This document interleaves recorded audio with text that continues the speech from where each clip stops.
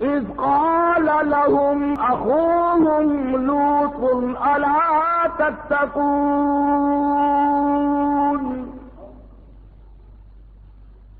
انی لکم رسول امین فاتقوا اللہ واطیعون۔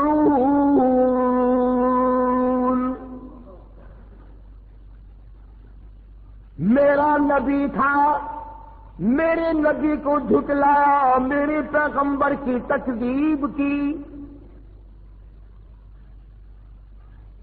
برادری کی بات مانی، خاندان کی بات مانی، رسم و رواج کی بات مانی، میرے نبی کی نہ مانی۔ انی لکم رسول امین فاتقوا اللہ واطیعون۔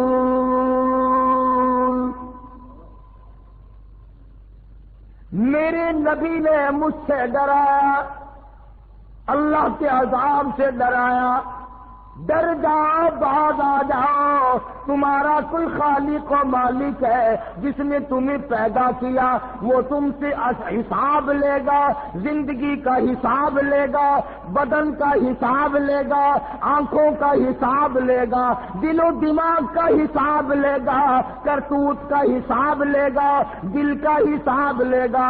اللہ کی ذات کو بتایا یا غیروں کو؟ اللہ پاک پوچھے گا تم کو میرے نبی نے منع کیا تھا اعبدوا اللہ،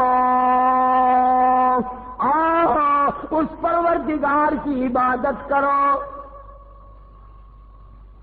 نظر نیاز اس پروردگار کی دو، عبادت اسی کی کرو، سر اسی کے سامنے جھکاؤ، رکوع اسی کے سامنے کرو، یہ ماتھا، یہ پیشانی، یہ جبین ناز اس کے دروازے کے سوا کہیں نہ جھکاؤ۔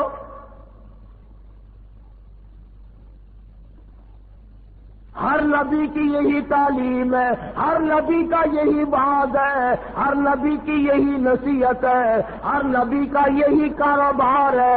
اعبدوا اللہ،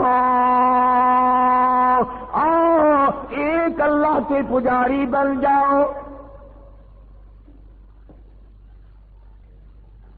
لوط علیہ السلام کی قوم اور خود گھر والی بھی شرک کی لعنت میں گرفتار تھی۔ خدا کہتا ہے یہ اتنا بڑا سر تیرا سردار ہے جس میں نے دماغ رکھا ہے، دو جان کی سمجھ رکھی ہے، عقل رکھی ہے، دماغ رکھا ہے، یہ تیرا سر میرے دروازے کے سوا کہیں نہ جھکے۔ تو کہیں لال کپڑے، لال پیلے کپڑوں کے سامنے جھکتا ہے، یہ فلانے پیر صاحب کا جھنڈا ہے،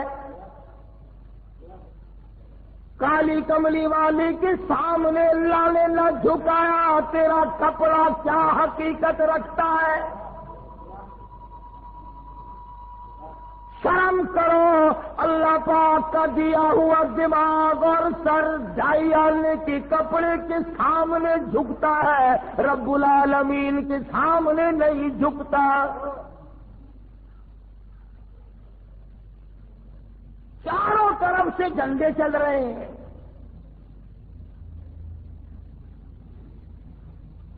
چادریں اڑا رکھی ہیں، بوچھل اٹھائے پھرتے ہیں عورتوں کی۔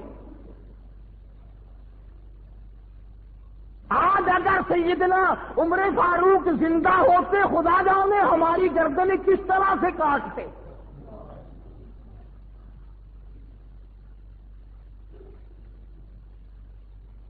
ایمانداری سے بتاؤ، جس درخت کے نیچے حضور اکرم سبقید صلی اللہ علیہ وسلم تشریف فرما رہے ہوں، کئی دن ٹھہرے ہوں، وہ درخت برکت والا ہے کہ نہیں؟ جس درخت کے نیچے علی بیٹھے ہو، ابو بکر بیٹھے ہو، عمر بیٹھے ہو، عثمان، طلحہ، زبیر، سعد، ابی وقاص، 1400 صحابہ جس درخت کے نیچے بیٹھے ہوں اور جس درخت کے نیچے 1400 صحابہ نے بیعت کی، حضور نے بیعت لی، پیری مریدی پکی ہوئی، طے ہوئی، اور جس پیری مریدی پر، جس بیعت پر خدا اتنا راضی ہوا، فرمایا لقد رضی اللہ، مجھے اپنی کبریائی کی قسم، اذ یبایعونک تحت الشجرہ، بیعت کرنے والے اور بیعت کرنے والوں، مجھے اپنی کبریائی کی قسم میں تم سب سے راضی ہو گیا۔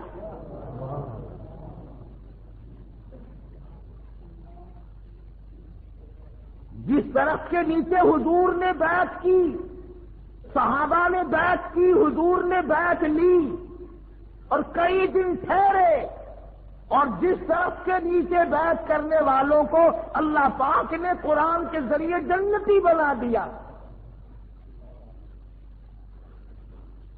حضرت عمر کا زمانہ تھا رضی اللہ تعالی عنہ، لوگ اس درخت کی تعظیم کرنے لگے، اس درخت کی لوگ تعظیم کرنے لگے، اور ایسے درخت کی اگر تعظیم کر بھی لی جائے تو کیا حرج ہے جہاں شہنشاہ کائنات کا قیام ہوا ہو، جہاں محمد عربی صلی اللہ علیہ وسلم کئی دن بیٹھے ہوں، صلح حدیبیہ اس درخت کے نیچے طے ہوئی۔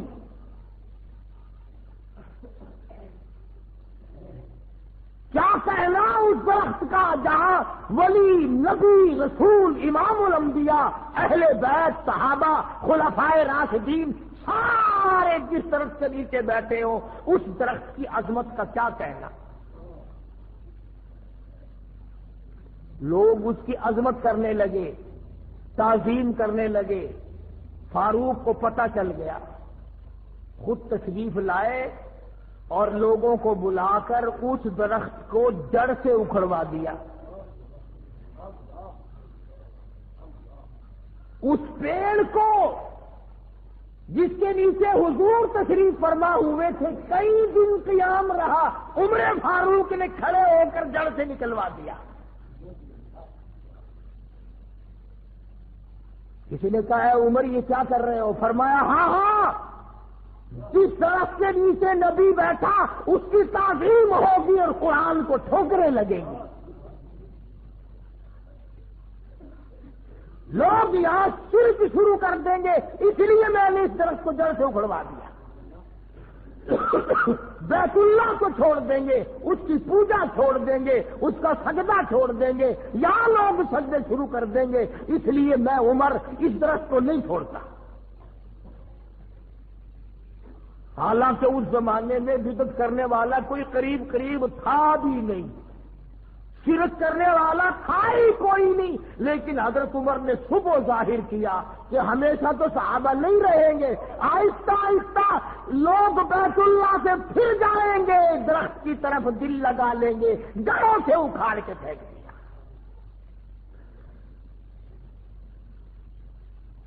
اور یہی وجہ بنی، یہ جو اس وقت سعودی عرب میں بیت اللہ اور مدینہ پاک میں جن لوگوں کی حکومت ہے، ان سے پہلے ترکیوں کے دور میں بڑے بڑے روزے بنے ہوئے تھے سارے صحابہ کے۔ حضرت حلیمہ کا روزہ الگ تھا، فاطمۃ الزہرا کا روزہ الگ تھا، حضرت عثمان کا روزہ الگ تھا، طلحہ زبیر کا روزہ الگ تھا، بڑے بڑے مزار بنے ہوئے تھے، مگر حالت وہی تھی، نہ کوئی حرم نبوی میں عورت ٹھہرتی تھی، بس یا حلیمہ کے دروازے بھی پڑی ہے، یا فاطمۃ الزہرا کے مزار پہ پڑی ہے، یا حضرت عائشہ صدیقہ کے دروازے پہ پڑی ہے، یا حضرت خدیجہ کے دروازے۔ بیت اللہ میں کوئی نہیں، روزے رسول اللہ پہ کوئی نہیں۔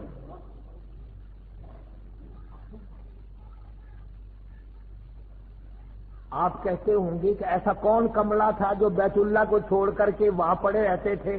یہاں تجربہ نہیں تمہیں؟ مسجد میں کوئی نظر نہیں آتا، میلے میں جا کے دیکھو لاکھوں آدمی اکٹھے ہیں، مسجد میں آدمی نہیں ملتا۔ جب سے اذان لاؤڈ اسپیکر پہ شروع ہوئی نمازی مر گئے. چاروں طرف جو شرک ہونے لگا وہاں پر خدا نے ایسے لوگ بھیجے کہ انہوں نے وہ مزار ہی اکھاڑ کے پھینک دیے. اور اب تو سننے میں یہ آیا کہ جنت البقیع کا دروازہ ہی بند کر دیا. مٹی اٹھا کر چاٹ رہے ہیں قبروں کی.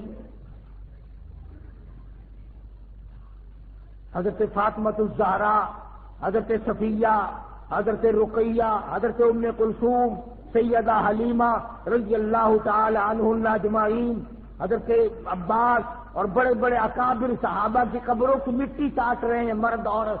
نماز نہیں پڑھتے، قرآن نہیں پڑھتے، اللہ کی توحید کو دلوں میں نہیں بٹھاتے، احکام کو نہیں مانتے، قرآن کو نہیں مانتے، قبروں کی مٹی چاٹتے.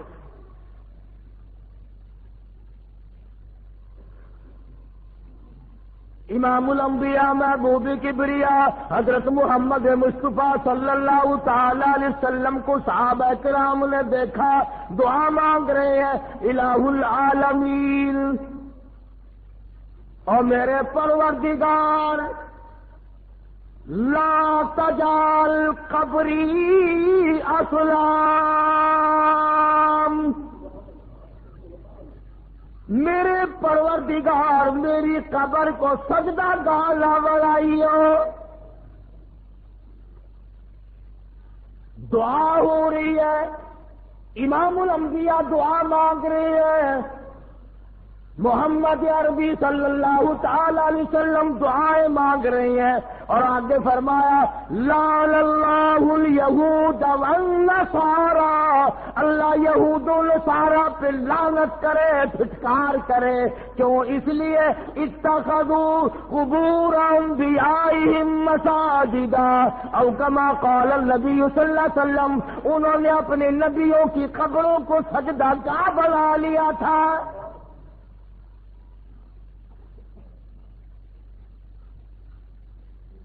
جانتے سارے ہیں، سارے مولویوں کو پتا ہے، سارے پیروں کو پتا ہے کہ اللہ کی ذات کے سوا سجدہ رکوع کسی کو نہیں کیا جا سکتا. اللہ پاک نے تو یہاں تک احتیاط فرمایا، وہ جانتا تھا کہ 14ویں صدی کے لوگ اندر کے کالے ہوں گے، دل ان کے کالے ہوں گے، دل ان کے صاف نہ ہوں گے.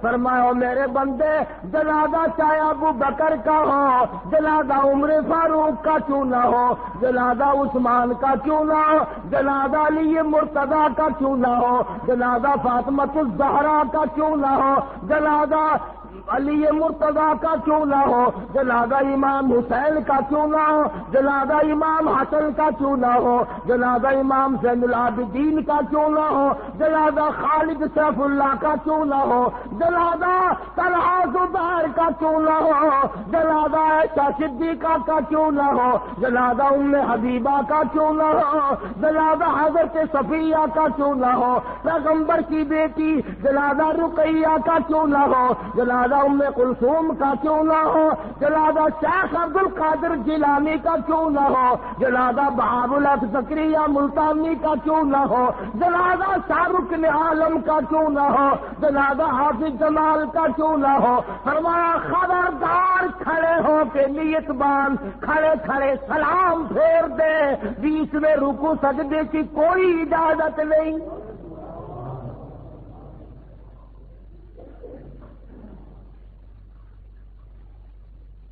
فرمایا میں یہ تو گوارا کر لوں گا کہ نماز میں سجدہ نہ کراؤں، میں یہ تو گوارا کر لوں گا کہ جنازے کی نماز میں اپنے لیے رکوع نہ کراؤں، اپنے لیے سجدہ نہ کراؤں، مگر دیکھنے والا کوئی یہ نہ سمجھ بیٹھے ولی کو سجدہ ہو رہا ہے.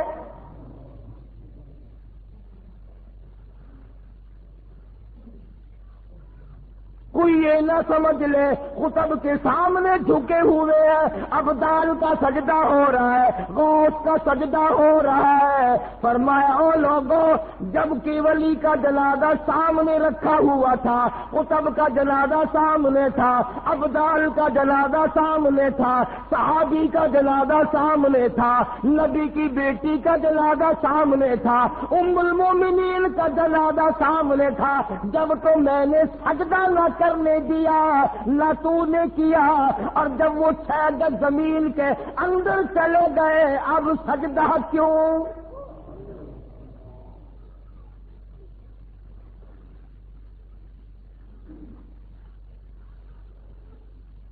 لاکھوں من مٹی بیچ میں آ گئی، سنگے مرمر لگ گئے، پتھر لگ گئے، جالیاں لگ گئی، غلاف ڈھک گئے، اب سجدہ۔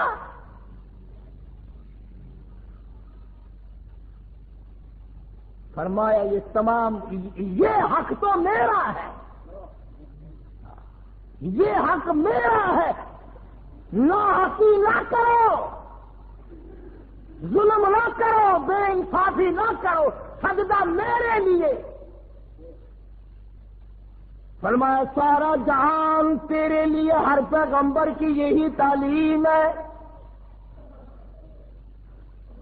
سبزیاں ترکاریاں پھل فروٹ کھانا پینا، صحت و تندرستی، حسن و جمال، مال آل، یہ سب کچھ تیرے لیے۔ کھیتیاں سرسبز ہے تیری غذا کے واسطے، کھیتیاں سرسبز ہے تیری غذا کے واسطے، سب جہاں تیرے لیے اور تو خدا کے واسطے۔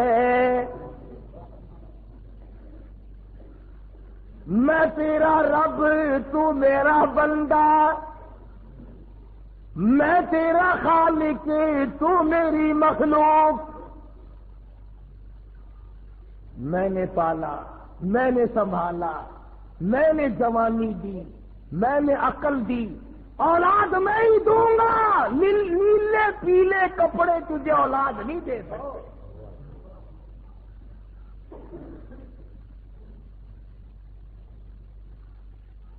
ہر پیغمبر نے یہی تعلیم دی۔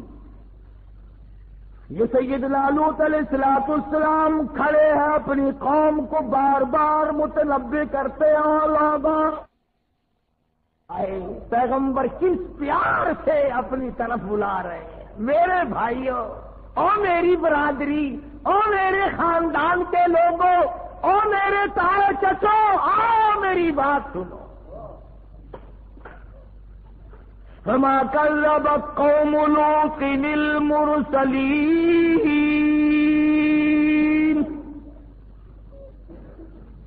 إذ قال لهم أخوهم لوط ألا تتقون۔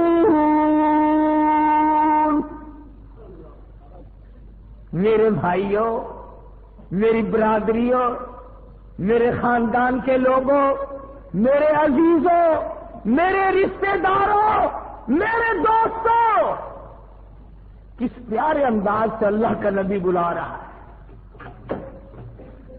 انی لکم رسول امین، میں تمہاری طرف رسول بنا کر کے بھیجا گیا ہوں، امین بنا کر کے بھیجا گیا ہوں۔ اللہ نے امانت میرے سپرد کی ہے، توحید کی امانت، سبحان اللہ، توحید کی امانت میرے سپرد کی ہے اور میں تم تک پہنچاؤں گا۔ فاتقوا اللہ،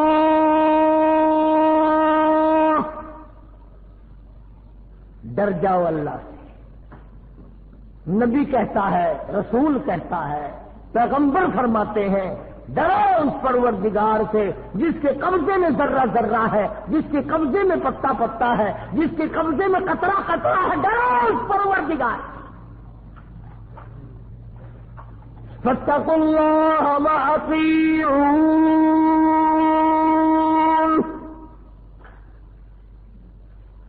اللہ سے ڈرو گے خدا تمہارے سارے کام سنوار دے گا، ساروں کی بگڑی بنا دے گا۔ نبی خدا کا تعلیم دے رہا ہے، تبلیغ کر رہا ہے، اور کہتا او لوگوں اس تبلیغ کی میں تم سے مزدوری کچھ نہیں مانگتا۔ قل لا اسألکم علیہ اجرا، میں اجر نہیں مانگتا، میں بدلہ نہیں مانگتا، میں مزدوری نہیں مانگتا، میں تم سے پیسہ ٹکا نہیں مانگتا، میں روٹی پانی نہیں مانگتا۔ ان اجری الا علی رب العالمین۔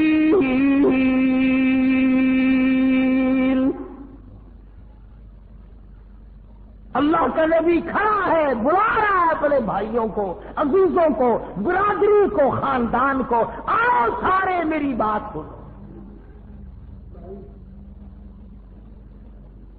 خداوند کریم نے جو تاج نبوت ان حضرات کو اڑایا اس کی تکمیل ہو رہی ہے، ڈیوٹی ادا کر رہے ہیں، منصب پر فائز جو کیا وہ پہنچا رہے ہیں۔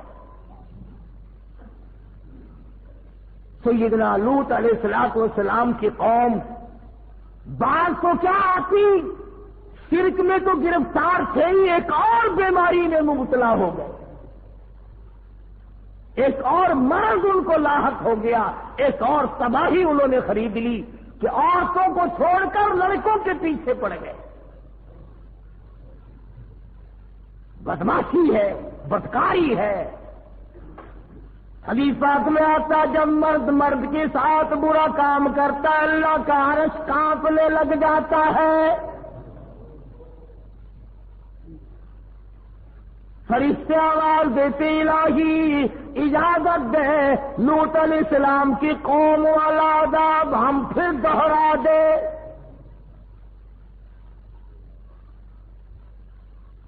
اللہ کا نبی کھڑا ہے، سمجھاتا ہے، مانتے نہیں ہیں، بیماری پھیلتی چلی گئی، مرض بڑھتا چلا گیا، مرض بڑھتا گیا، جوں دوا کی، اللہ کے نبی نے جو تبلیغ کی، جو سمجھایا، جتنا آگے خبردار کیا اتنی بگڑتے چلے گئے۔ اللہ میاں نے آخری مرتبہ آزما لیا، 2-3 فرشتے بڑے خوبصورت لڑکے بنا کر کے اس قوم کے اندر لوط علیہ السلام کے شہر میں بھیج دیے۔ وہ بازار سے گزرے، کاروبار چھوڑ، دھندا چھوڑ، دکانداری چھوڑ، سارا کام چھوڑ کے ان کے پیچھے لگ گئے، ان کے پیچھے لگ گئے لڑکوں کے۔ وہ لوط علیہ السلام کے گھر میں پہنچے اور کہا کہ دیکھو یہ تمہارے لوگ ہمیں تنگ کرتے ہیں۔ لوط علیہ السلام نے اپنے گھر میں ان کو بٹھایا اور باہر سے دروازہ بند کر کے اور باہر خود کھڑے ہو گئے، اور قوم کے لوگ اور زیادہ بڑھ گئے، کہنے لگے نکال ان لڑکوں کو ہمارے حوالے کر، ہم اپنی خواہش پوری کریں گے، ہم ان کے ساتھ برا کام کریں گے۔ لوط علیہ السلام فرمانے لگے ان ظالموں میرے مہمان ہیں، بعد آؤ بعد آؤ، بے عزتی نہیں کیا کرتے مہمان کی۔ مفسرین نے لکھا دیواروں پہ چل گئے، دروازہ توڑنے لگے، نکال ان کو باہر۔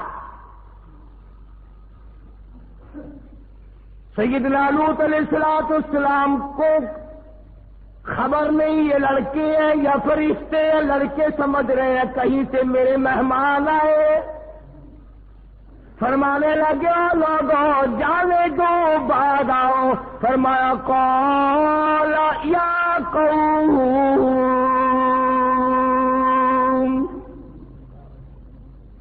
قال یا قوم، او میری قوم کے لوگوں، او میرے بھائیوں، او میرے رشتے داروں، ہؤلاء بناتی اطہر لکم، تمہارے گھروں میں میری بیٹیاں موجود ہیں، عورتیں موجود ہیں، ان سے اپنی حاجت روائی کرو، ان سے اپنی خواہش کو پوری کرو، جاؤ میرے مہمانوں کو نہ ستاؤ۔ قربان جاؤں نبی پر، کافروں کی بیٹیوں کو اپنی بیٹیاں بنایا ہے، میری بیٹیاں۔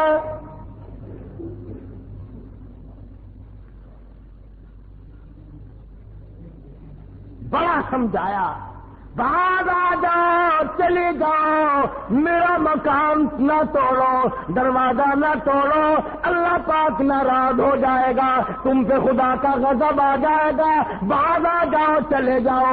کہنے لگے نہیں نہیں، ہم بالکل نہیں جانے سے، ایسے خوبصورت لڑکوں کو چھوڑ کر ہرگز نہیں جائیں گے۔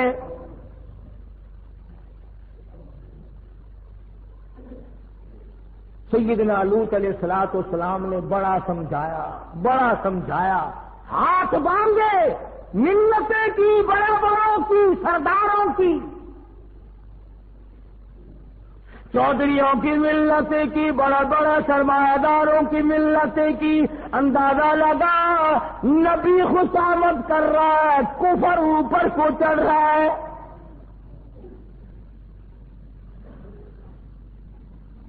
فرمایا جاؤ، چلے جاؤ، باہر آ جاؤ۔ کچھ جو ظالم قسم کے تھے، جو بدبخت اور شقی تھے، جو بہت زیادہ شیطان تھے، انہوں نے پیغمبر کو گھسیٹنا شروع کر دیا۔ اللہ کے نبی کو دھکے دیے، ہٹے طرح دروازے سے، دروازہ روک کے کھڑا ہے، صبح سے یہ وقت آ گیا، ہٹتا نہیں ہے۔ اب اللہ کا نبی ایک بات کہتا ہے، قرآن مجید نے وہ نقل کی ہے۔ سیدنا لوط علیہ السلام نے رونا شروع کر دیا، جب گھسیٹنے لگے تو رو پڑے اور فرمایا قال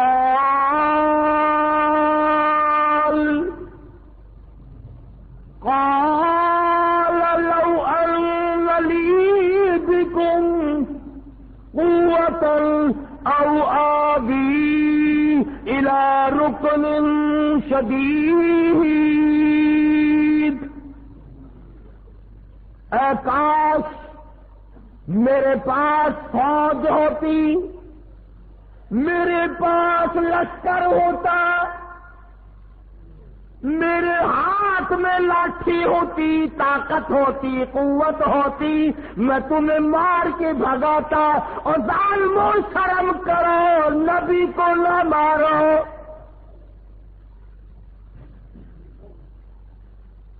اللہ کے پیغمبر کو نہ مارو، خدا کے نمائندے کو نہ مارو۔ لوط علیہ السلام کو مارنا شروع کر دیا، گھسیٹنا شروع کر دیا۔ ادھر اللہ کے نبی نے رویا، رو دیا، ادھر آنسو پڑے، ادھر آواز آئی مکان کے اندر سے، قالوا یا لوط،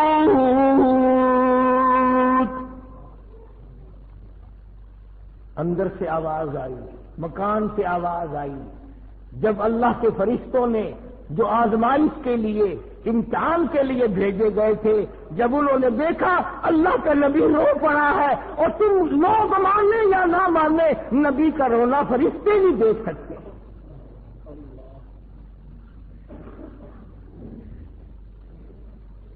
اندر سے آواز آئی قالوا یا لوط انا رسول ربک،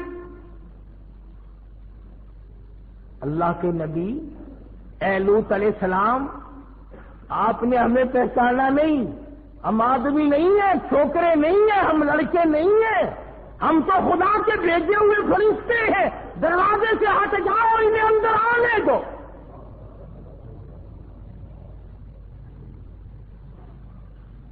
چھوڑ دو دروازہ،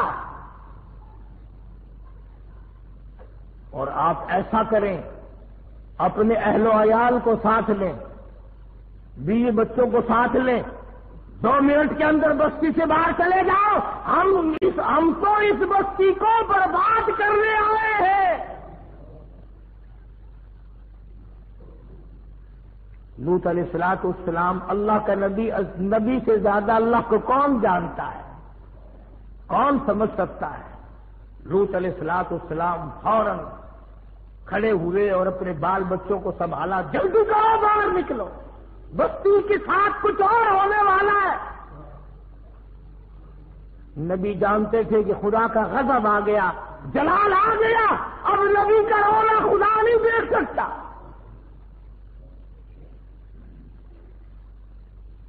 جن کو یقین تھا وہ تو ساتھ چل پڑے۔ لوط علیہ السلام کی بیوی تھی، گھر والی تھی، پر پیغمبر کی زبان پر یقین نہیں کرتی تھی، پھر چل پڑتی ہے، پھر کھڑی ہو جاتی ہے، پھر تھوڑی سی چلتی ہے، یوں مڑ مڑ کے دیکھتی ہے کہ نبی ابھی تو کچھ نہیں دکھ رہا، ابھی تو کچھ ہوا نہیں، کیوں کہ تو ہے بستی۔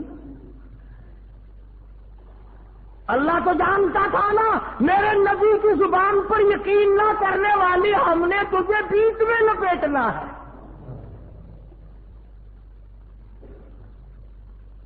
اس لیے خبردار کر دیا کہ بعض آدمی اگر سے گناہ نہیں کرتا مگر یہ یقین کرنا چاہیے کہ گناہگار کے لیے سزا ہے، بربادی ہے، اگر یہ یقین نہیں تو ساتھ لپیٹا جائے گا۔ لوط علیہ السلام اپنے بال بچوں کو لے کر کے ابھی بستی سے کچھ دور گئے تھے، شہر سے کچھ دور گئے تھے، قوم سے الگ ہوئے تھے کہ ان فرشتوں نے اس زمین کو اس طرح سے کاٹ لیا زمین سے جس طرح نرسری والے پیڑ کو کاٹ کر الگ کر لیتے ہیں۔ اور یہ میری بات نہیں، کسی فرقے اور جماعت کی بات نہیں، فرمایا قالوا انا ارسلنا الى قوم مجرمین لنرسل علیہم حجارة من طین مسومة عند ربک للمسرفین فأخرجنا من كان فيها من المؤمنين۔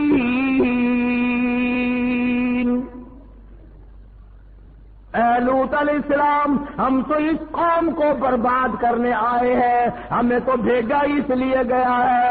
اب زمین سے یہ ٹکڑا الگ ہو گیا، بستی کٹ گئی، شہر کٹ گیا، یہ علاقہ الگ کٹ گیا، یہ قوم کٹ گئی، بدماشی کا مزہ ان کو چکھایا جائے گا۔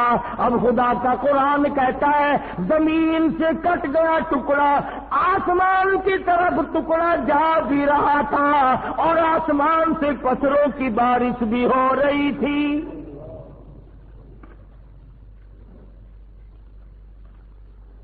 پتھر برستے جاتے تھے اور نوکدار پتھر، پتھروں کے بنے ہوئے تیر، اور قرآن کریم کہتا ہے کہ پتھروں پہ نام تک لکھے ہوئے تھے، یہ فلاں بدماش کو لگے، یہ فلانے بدماش کو لگے، یہ فلانے گنہگار کو لگے، یہ فلانے کو لگے۔ نوکدار پتھر ہے، آسمان کی طرف بستی جا رہی ہے، اوپر بہت دور لے گئے، آواز آئی پلٹ کر زمین میں پھینک دو۔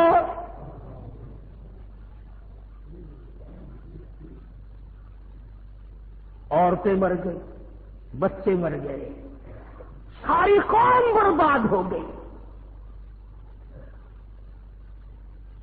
فرمایا وَتَرَكْنَا فِيهَا آيَةً لِّلَّذِينَ يَخَافُونَ الْعَذَابَ الْأَلِيمَ۔ جب میں عذاب دیا کرتا ہوں، کون میرے عذاب کو روک سکتا ہے؟ میرے قہر کو کوئی نہیں روک سکتا، میرے غضب کو کوئی نہیں روک سکتا۔ جب میں غضبناک ہو جاؤں پھر تمہارا اس دنیا میں کوئی نہیں، اور میرے بندے تیرا خیر خواہ میں تھا، تیرا چاہنے والا میں تھا، تو میرا تھا میں تیرا تھا، تو میرا نہیں رہا میں تیرا نہیں رہا۔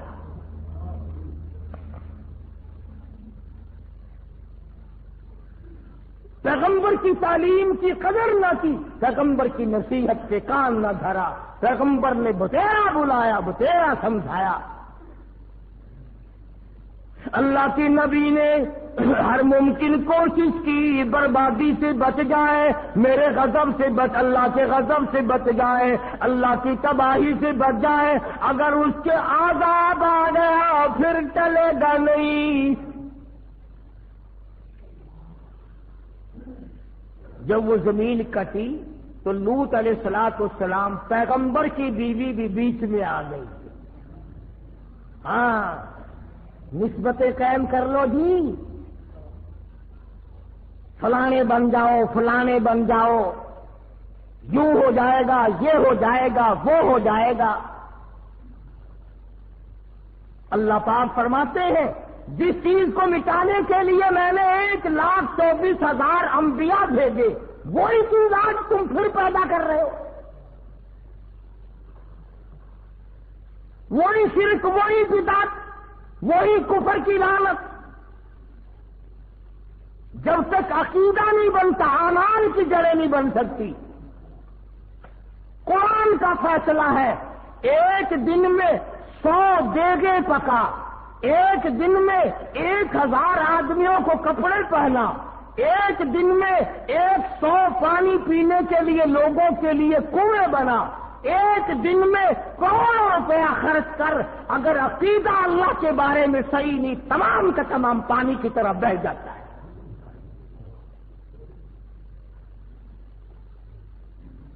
پہلے عقیدہ صحیح کر پھر بات بنے گی۔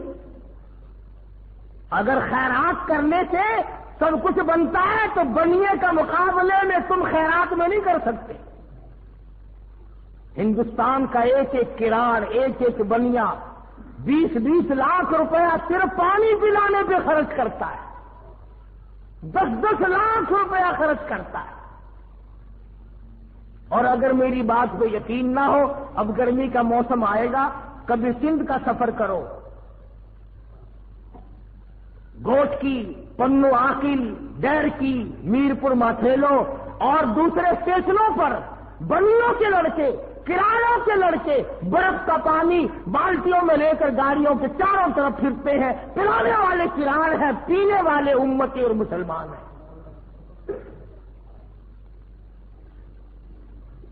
لیکن ان کی خیرات کا بدلہ دنیا ہی میں اللہ پاک دے دیتا ہے، آخرت میں کوئی حصہ نہیں۔ کیوں؟ لا الہ الا اللہ محمد الرسول اللہ صلی اللہ علیہ وسلم کرنے والی جڑ مضبوط نہیں۔